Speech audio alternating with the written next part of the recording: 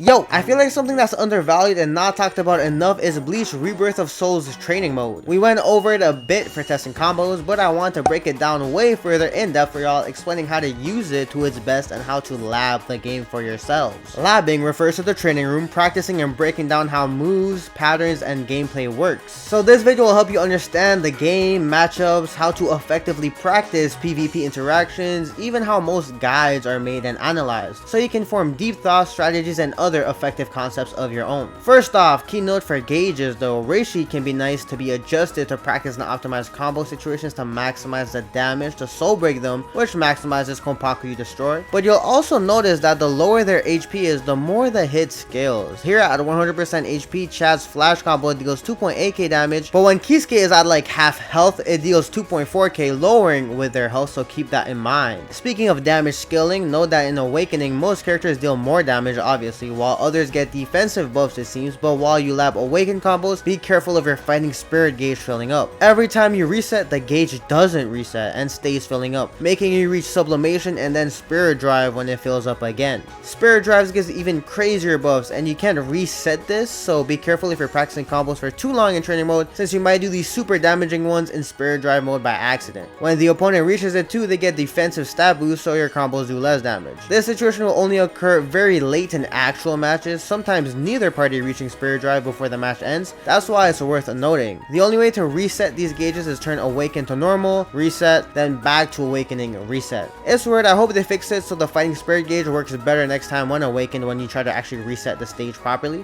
One more thing relating to different combo states besides scaling that wasn't mentioned in my previous videos is strike back effect, which occurs when you hit them right after or before their attack is active, working like a counter hit mechanic. This gives a slightly bigger freeze frame that actually links other tools together, which can be set to occur every time by putting this to forced in training dummy in the training settings. This effect can lead to new combos. For example, base form Chad can't do this flash SP1 quick combo on regular hits, but it works on strike backs, kind of working like a mini yellow reverse chain, so keep that in mind for your characters.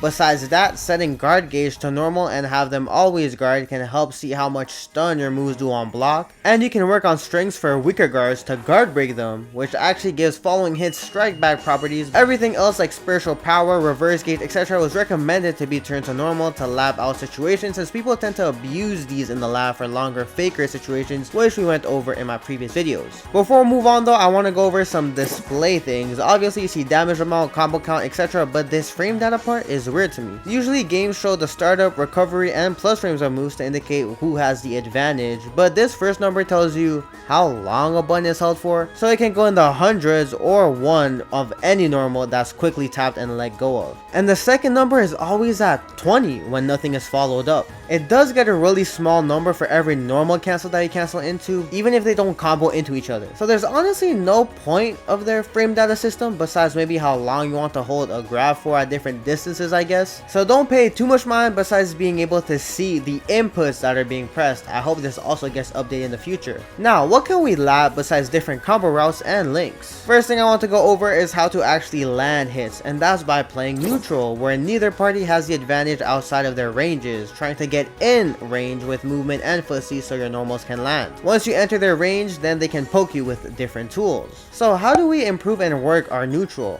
First things first, we're going to use the recording function, which is up on the D-pad to start one, letting you control the training dummy and pressing it up again to save the recording, where pressing down plays and pauses what you just recorded. With this, I want you to record the most common ways you get hit or opened up online when you fight someone and see what can be done about it to counter it. For me, I struggled with back steps into deep grabs. Now that it's repeated in training mode, I'm able to try and experiment different options and patterns to deal with it. From here I realized, oh, my grab timings online were just way too early. I need to wait till the grab hits me, which takes longer from this longer distance, so I can actually tech the grab. Because of this travel time, I know I can time my flash attacks to punish for a full combo. So training mode actually lets me practice this punish timing. By playing around with different options, I also realized that stepping back when the grab is about to land makes it whiff, in which I can get a huge punish as well. Something else that's a big issue, for example, is flash steps plus grabs from neutral. Here you can train your reactions to get used to their flash step animation, so you can build the timing to tech the grab or the timing for a punch punch right when they appear, or a counter flash step of your own, again being able to repeat this so you can get your reactions down. This can work with punishing anything, any other pokes like long range tilt flash attacks or anything else. What's nice is that you can set the record settings to loop, so it continuously repeats the specific recorded action so you can train and drill punishes into your system.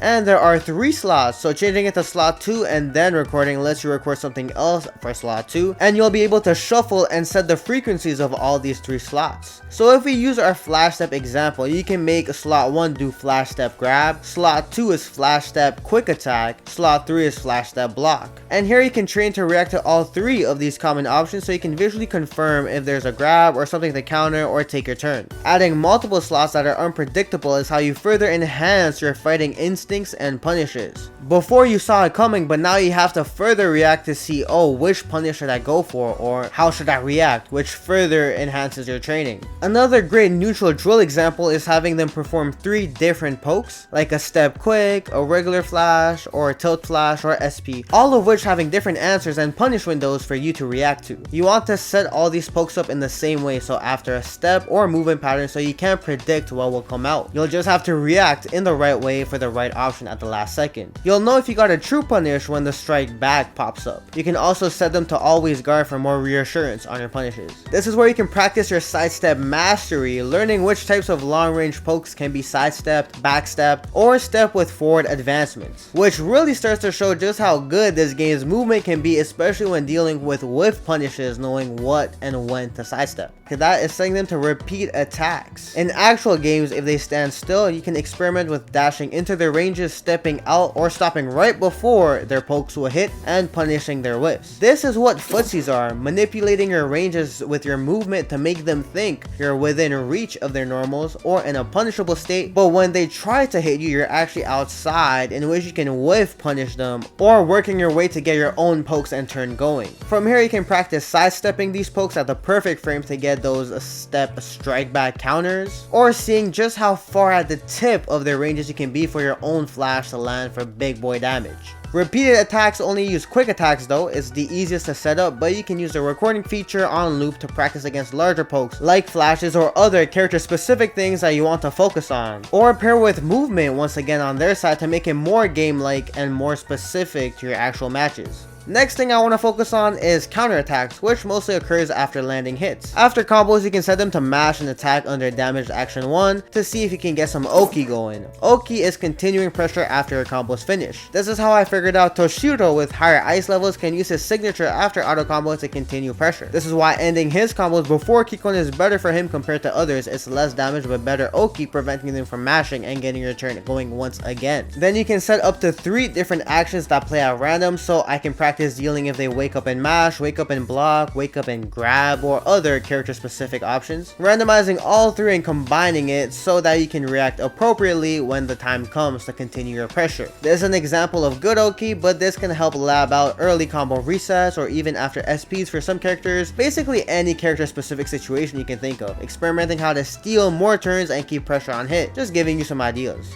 Something similar applies with guard to lab out pressure. This is where setting their guard to normal can help to get strings together, but prioritize setting them to mash first on block, since that's the most common defensive option, and see what your characters can do against that. Some characters can use SPs as big call out frame traps being small gaps that let the opponent's hit become active to come out, but it hits them before they can hit you. So if you repeat a quick auto combo and block and see they just mash every time right away, you can use these habits as big callouts for big damage. But others have moves that can be plus on block, meaning your follow-up hits them first before they can move. Others can make their mash whiff to punish it. You can also set these actions to recorded slot actions, which can be useful for character specific responses like armored stuff.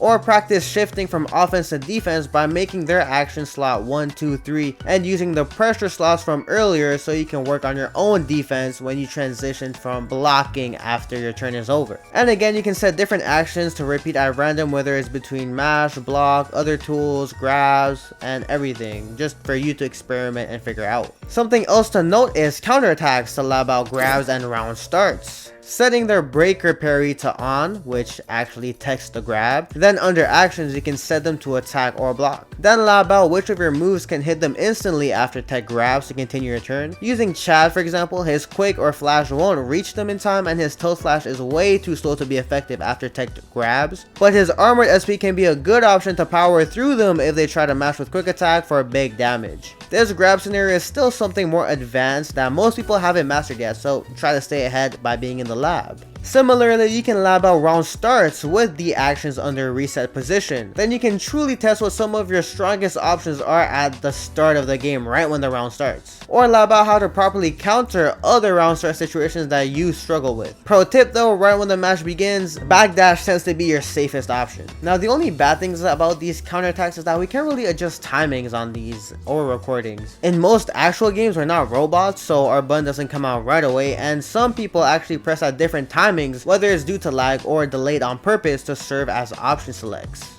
So because of the training mode limitations, it's a bit harder to time against varied timings on normals. One last tip, because of character variety, remember to use the character control guide and pay attention to the details they put in the properties of every move, the changes that occur when awakened, where you can get new moves or different properties of a move, and more for further unique insights on the characters you're playing. They can tell you some really interesting cancel windows, whether moves are plus on block, and things like that, so that's very neat.